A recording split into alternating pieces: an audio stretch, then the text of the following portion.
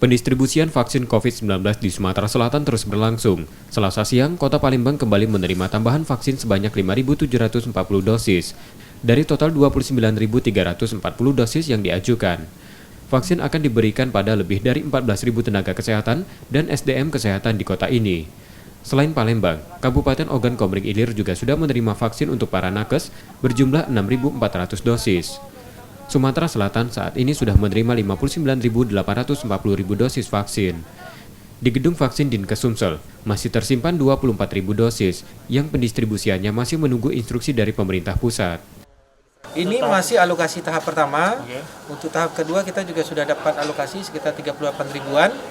Tapi tentu kita menunggu stok yang ada saat ini sekitar 24.000, ya kan?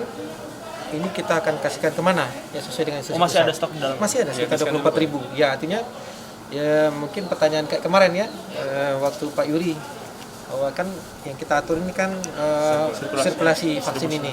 Karena kalau semua numpuk di sini nggak akan cukup. Ya sekarang masih ada 24.000. Ini tahap kedua kita dapat alokasi sekitar 38.000. 17 kabupaten kota di Sumatera Selatan ada sekitar 53.000 SDM kesehatan. Vaksinasi yang diberikan pada mereka diharapkan selesai hingga awal April mendatang. Rizky Nurmizan, Kompas TV, Palembang.